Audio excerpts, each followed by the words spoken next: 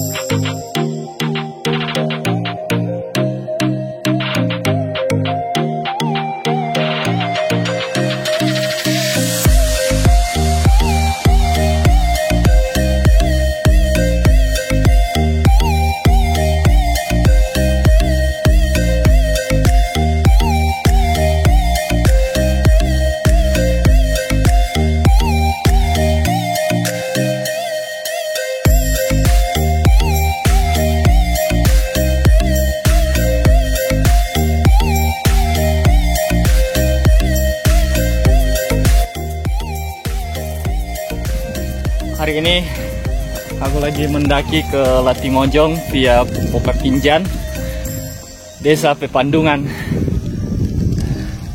Kalian bisa lihat di belakang sana ada Desa Pepandungan, desa terakhir yang harus kalian lewati ketika mendaki ke Gunung Latimojong melalui jalur Pokapinjan.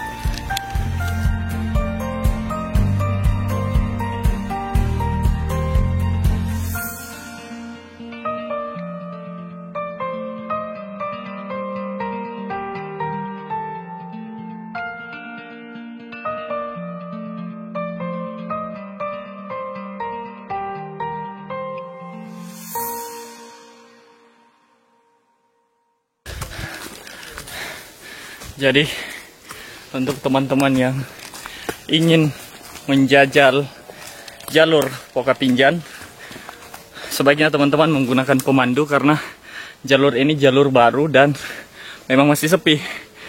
Tandanya pun cukup sulit ditemukan seperti ini menggunakan tali rafia. Jadi sebaiknya teman-teman dipandu oleh akamsi, anak kampung sini.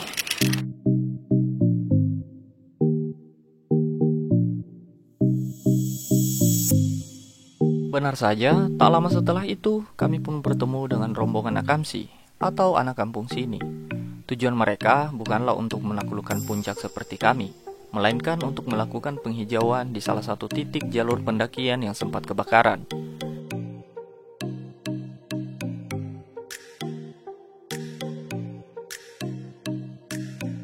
Pendakian kali ini aku ditemani oleh adikku yang paling bungsu dan sepupuku. Kami bertiga mendaki pada hari Selasa 4 Agustus 2020. Saat pendakian ini dilakukan, sebenarnya jalur pendakian Latimojong masihlah tertutup untuk orang luar karena COVID-19. Hanya akamsi seperti kamilah yang boleh tetap mendaki.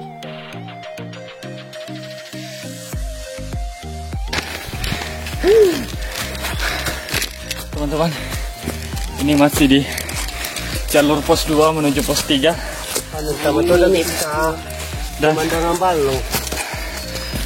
cukup melelahkan. Iya, lumayan. Ini ada tanjakan, kayaknya kemiringannya mencapai 75 derajat ya.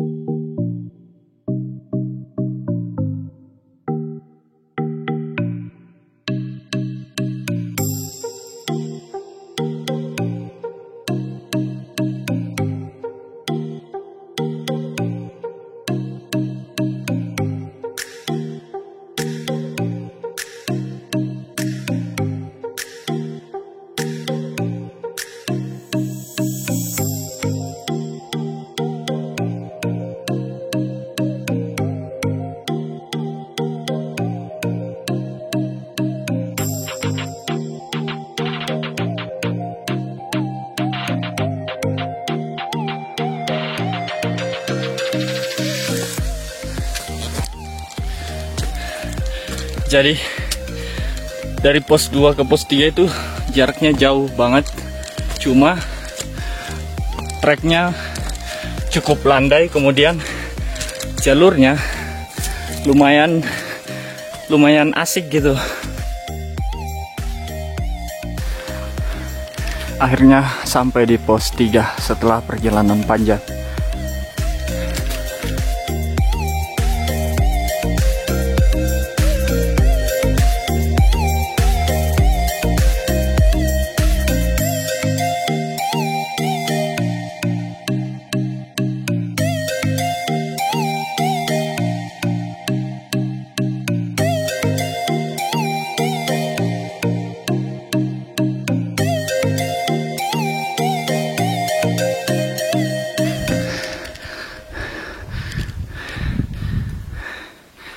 Jadi antara pos 4 ke pos 5 itu ada titik yang kebakaran dan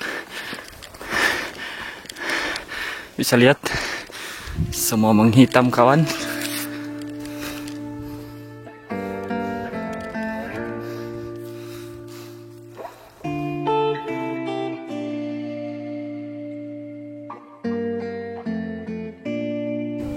Sampai di Pokapinjan 2900 mdpl.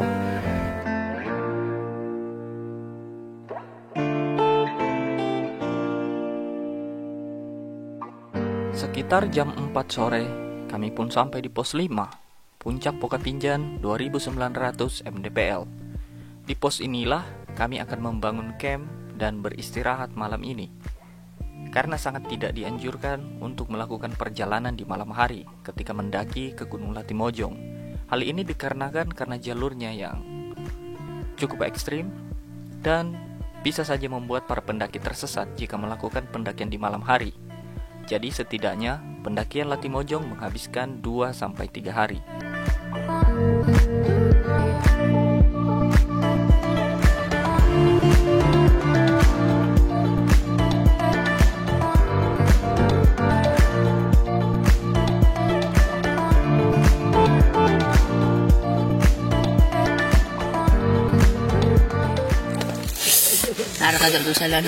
Halo, kita sampai di pos 5 di Puncak Pokapinjan dan kita malam ini kemah di sini.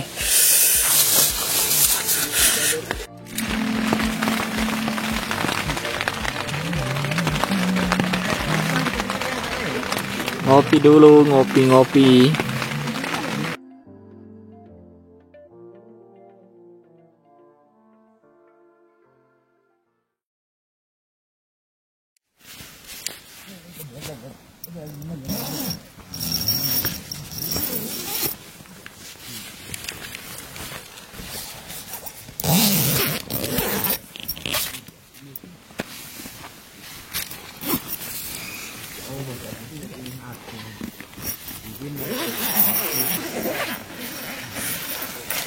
Hari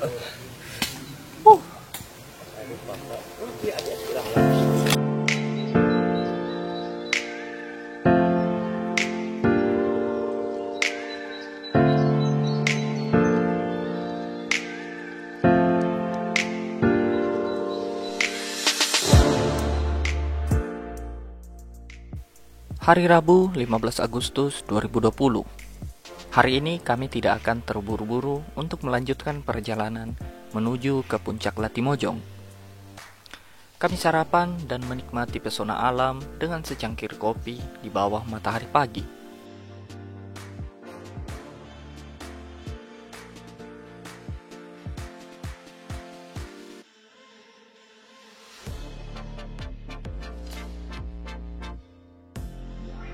Tak jauh dari pos 5 terdapat mata air, sehingga kita tak perlu khawatir kehabisan air jika ngecamp di pos ini.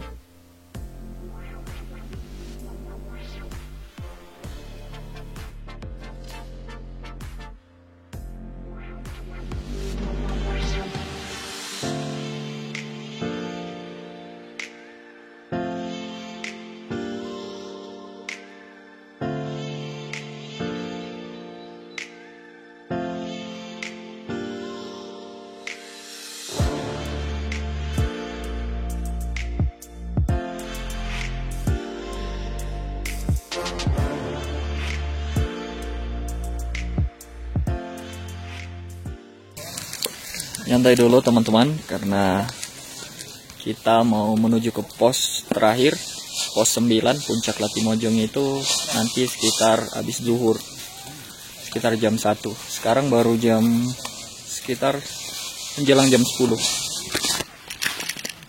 Nah, itu dia puncaknya, yang ada gunung-gunung, yang ada awannya itu. Sekitar 4 jam dari sini. Ini dia.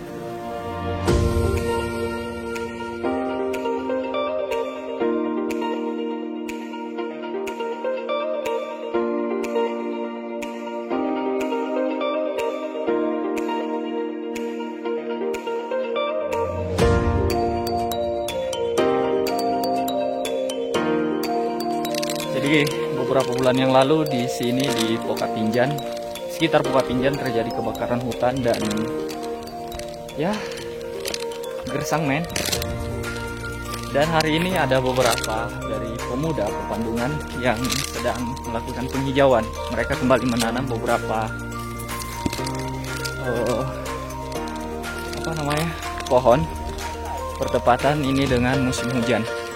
Itu sebagian dari mereka, orang-orang yang sedang melakukan penghijauan di Pokapinjan. Keren-keren.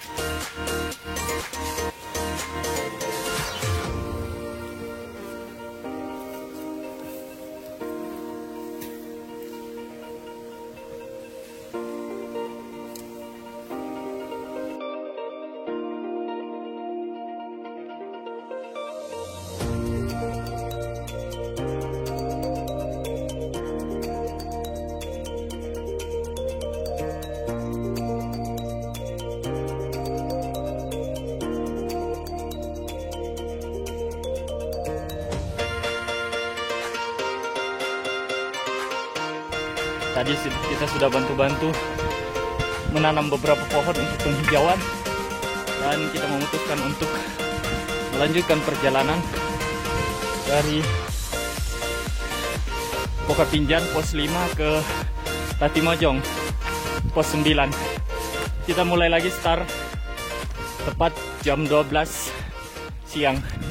Gila men, ini dua tempat yang sangat kontras, antara yang habis terbakar dan yang masih terjaga.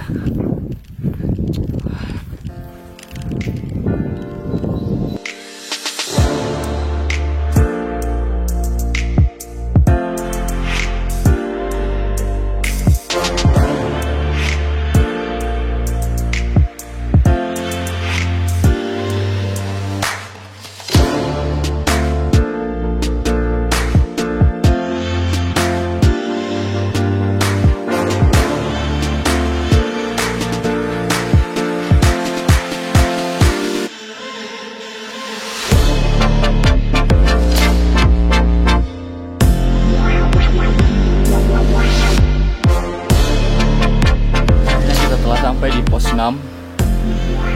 Jaraknya lumayan panjang, cuman relatif landai. Kemudian ada satu tanjakan sih, cuma itu masih dalam batas normal dan nggak terlalu panjang. Sepanjang perjalanan mulai dari pos 0 sampai 1, 2, 3, 4, 5 sampai 6, menurutku yang paling nyaman itu adalah jalur dari pos 5 sampai ke pos 6. Siap. Mari kita cabut.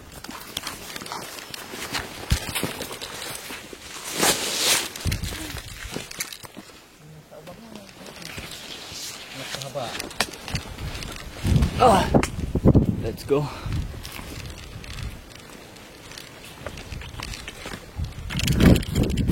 Di sini juga terjadi kebakaran dari pos 6 menuju pos 7.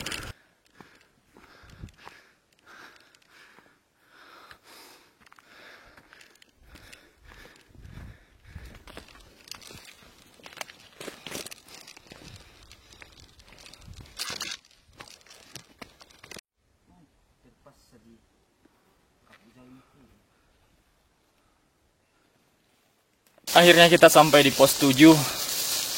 Jalurnya sangat panjang dari pos 6 sampai pos 7. Cuma treknya landai, kemudian bahkan ada yang beberapa turun. Karena pos 7 itu berada di bawah lembah, persis di bawah lembah. Dan dari pos 7 ke pos 8 itu baru nanjak lagi. Dan itu tanjakannya ekstrim. Dan kita mau makan siang dulu, tepat jam 1.30.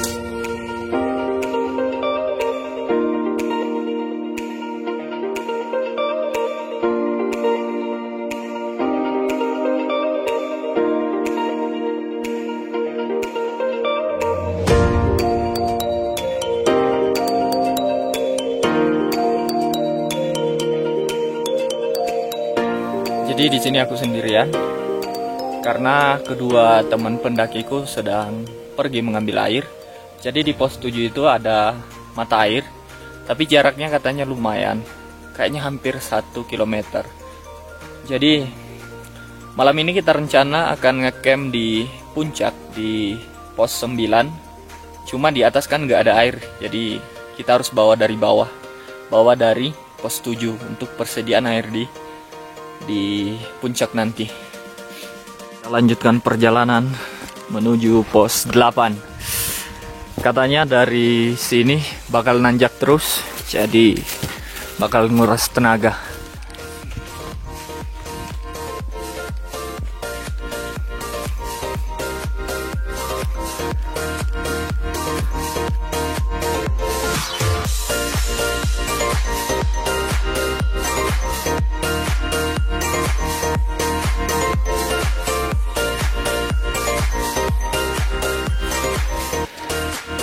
Jadi sekarang lagi kabut dan dingin banget.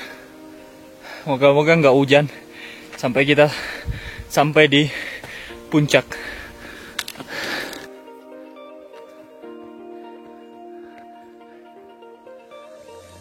Asli men. Jadi kita dari pos 7 ke pos 8. Ini ada tanjakan, jadi kita berhenti dulu. Berhenti sejenak karena ini bakal nanjak terus sampai pos 8. Dan itu jaraknya cukup jauh.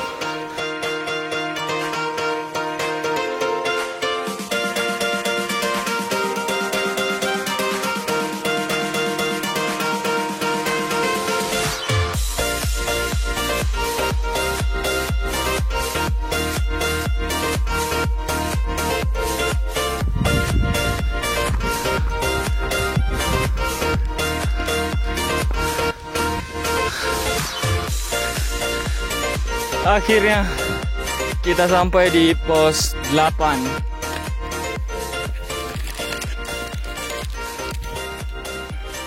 Jadi pos 8 ini adalah puncak Tinakbang 3220 mdpl. Nah, gokil teman-teman. Dari pos 7 sampai pos 8 sampai puncak Tinakbang itu semuanya tanjakan dan cukup menguras tenaga.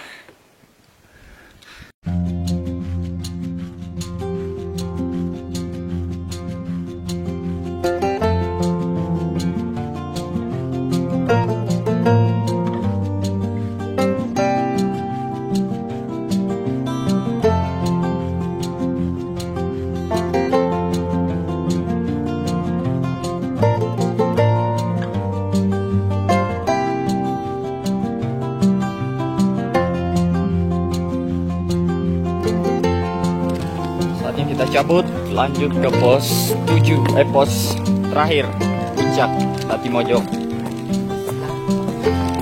Dari pos 8 ke puncak Latimojong.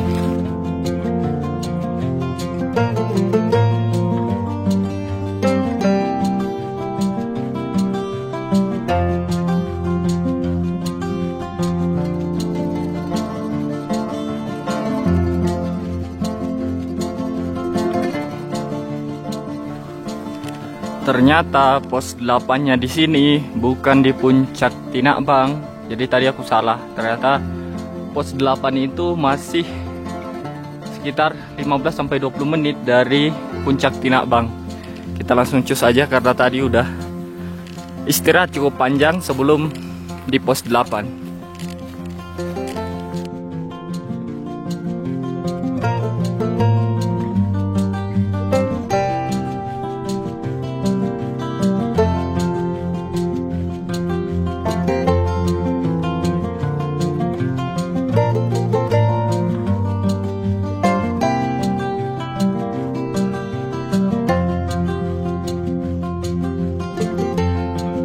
Jadi semakin dekat kita dengan puncak, semakin kecil pohon-pohon yang tumbuh di atasnya. Ini karena pohon-pohon ini tidak mendapatkan cukup asupan untuk tumbuh seperti pohon yang tumbuh di lembah-lembah gitu. Salah satunya karena kekurangan air.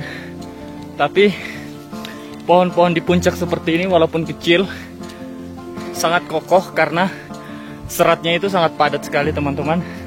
Dan pohon-pohon yang di sekeliling kita ini mungkin usianya sudah puluhan tahun atau mungkin lebih. Tubuhnya udah kelihatan. Dan ntar lagi kita akan sampai di puncak.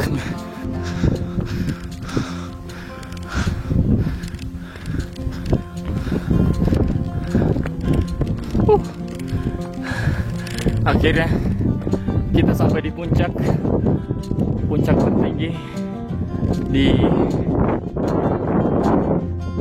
Sulawesi Selatan, Rantai Mario 3413 mdpl.